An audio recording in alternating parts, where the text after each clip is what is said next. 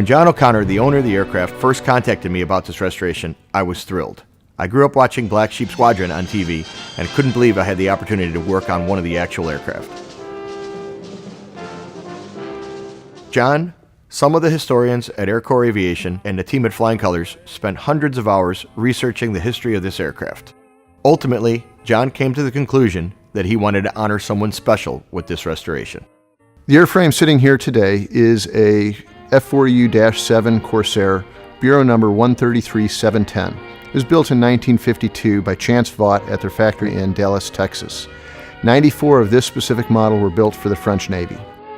After the end of service in France, this Corsair was purchased by the Marine Corps Air Ground Museum and returned to Quantico via barge in 1964. The U.S. Marine Corps Air Ground Museum acquired the aircraft, repainted it into a World War II paint scheme, and displayed it at the museum, but never operated it. Once they acquired an actual World War II veteran aircraft, they sold this Dash 7 to a pilot who returned her to flying status and displayed her at many air shows throughout the world. In 1973, this Corsair was bought by a World War II pilot that flew it throughout the filming of Baa Baa Black Sheep. This was one of two F4U-7s in the show. After filming the show, the airplane continued on the air show scene and was exchanged through several owners before arriving in John O'Connor's hands. Many months were spent getting the mechanical systems of the aircraft fully functional before it arrived at Flying Colors Aviation. One of the big questions was who to honor. John wanted to honor one of our many war heroes, but who? We ended our search when we ran across the story of Lieutenant Colonel John F. Jack Bolt. Jack Bolt was a member of VMF 214 during World War II, better known as the Black Sheep Squadron, led by Major Pappy Boyington. They became arguably the most famous squadron in World War II with 8 aces. Jack Bolt was one of them. He also scored 6 kills during the Korean War against MiGs. He was awarded 3 Distinguished Flying Crosses and the Navy Cross. The Distinguished Flying Cross is the highest award distinctly for the aviation community, and the Navy Cross is only one level below the Medal of Honor. He was a true war hero in World War II and in Korea, and a fighter pilot's fighter pilot. He is the only Marine Corps aviator who is an ace both in World War II and in Korea. After his time as a fighter pilot, Jack worked as an aircraft design engineer and tactics and weapons instructor, as well as teaching air combat doctrine. He was the best, training the best. Through our research, we obtained Jack's actual logbooks and discovered that Jack flew the AU-1 variant, bureau number 129378, quite regularly near the end of his Marine Corps career.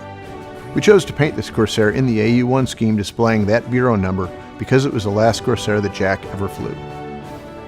Between 1940 and 1953, there were 12,571 Corsairs manufactured in 16 distinct models. Only 111 of these were AU-1s.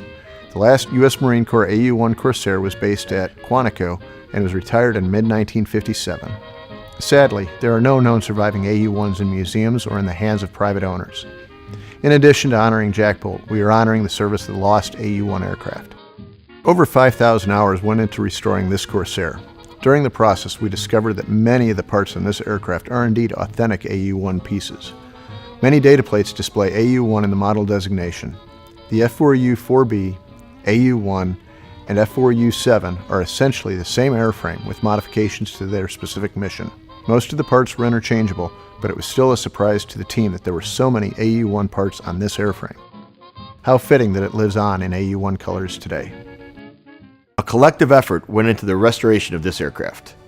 A special thanks goes out to John Lane at Air Power Unlimited, Ezel Aviation, Air Corps Aviation, and especially Sam Tabor and the team at Tab Air.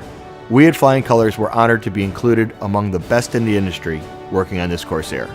Look for her in air shows starting in 2018.